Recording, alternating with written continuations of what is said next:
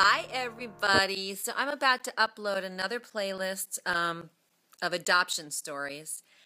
And I had to go back and repeat one of the very first story. So we're starting with me just with my iPhone, and then we'll go into the next video will be mommy shopping, which is a very interesting concept. But in a nutshell, I wanted to talk about little techniques that we've sort of learned along the way. And so the first topic is what I like to call French fry breastfeeding. And I know that that sounds really, really strange, but basically what happened when Alec, when we first adopted him, he was like a little stiff. Like it was very hard to get affection from him. And even in Ukraine, I remember hugging him and he was really stiff, and I was really afraid that, maybe he had reactive attention disorder or something like that, which would offer a whole bunch of other challenges. But so what I did was I noticed that I knew from experience, being that I had adopted 4 other children before, that kids who have been around lots of caregivers are confused. Like they don't really know who their one go-to person is. So what I decided to do was to sort of not necessarily cut other people off, but tell all of my friends that basically I'm the one that he needs to get like food from, and and of course Mark, both of us. And so what we did was I noticed that he really liked French fries, and he was home with me for a few months before he started school, which was great because it was just him and I.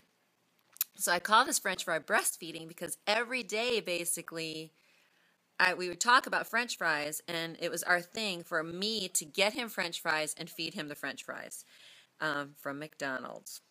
Wasn't the healthiest thing, but it really worked for bonding. I also would say things to him like, okay, who's the one who brings you French fries? Who, watch, to behave. I would say, okay, wait, no, do you want your French fries? You have to come to me. You have to behave and come to me, and, you'll get your French fries. So for, I don't know, several weeks, it was almost every day I would get him French fries. And it actually worked because after a while I started to notice him coming to me for other things. I started to notice him coming to me for a hug. He started to soften up, sit in my lap. I had breastfed my older 2 for a long time, like a couple years each. Yes, that's true. So I sort of knew the concept of bonding and connecting with the child, but obviously with the 5.5-year-old, I wasn't breastfeeding him, so it was the type of thing where I had to learn a different technique. And it worked because he became really affectionate. Now he says, "I love you, Mommy." He's constantly hugging me. He gets it. There was a time when my girlfriends would come around and he'd start jolting out and running out to them. We'd be in a public setting and he'd be confused. He'd be asking all types of people for things, and I'd have to tell my friends to say, "Go to your mommy," to remind him, "I'm not your mommy, you have to go to your mommy." So if you're adopting an older child, just understand that at first they are confused. There's nothing really wrong with it. It's just sort of that it's natural for them to not understand the concept of a go-to person who's always there. It's sort of sad, but it is the truth. And so, there are things that you can do. Find out what your child really, really likes. Be the go-to person for that thing, even if it's food, even if it's not the most healthy food. It's just a technique, something that will pass very quickly. It's not like he's always going to need French fries every single day of his life. So I French fry breastfed my son. Okay, and we will be coming up next with some more adoption stories. The next one is going to be called Mommy Shopping, because what happens is these kids also do this thing where, because they don't know and they have these ideal romantic notions of what a mother should be, they're constantly like at first jumping about, like, especially if they're disciplined. It's like, well, I don't need you, I can go to that one.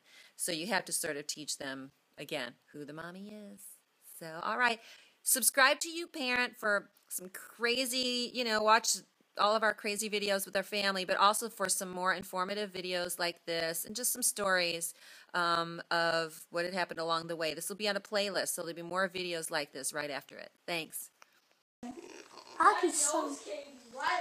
You think hippie? That's a mermaid. No, some hippies, for real. Some hippies live in the ocean? Yeah.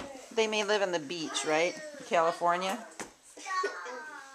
Hippies don't In live. zoo. Hippies. How they're not animals. Okay, yes, they are animals. You think hippies? What's a hippie? A hobo? I know what a hippie is. Tell me, Mateo, what a hippie is. It's like a rock star. A hippie's a rock I star. think. No. You sort of look like a hippie today. Flower children's. A hippie is a rocks. A hippie Hippie's is a what, hobo. Ella? Flower children. What does it mean to be a flower child? Ella, turn around and tell It's me. at a wedding. So it's at a wedding with these little kids. Flower girl. That's the Mateo? flower girl, not a flower child. I mean. 5 million childs.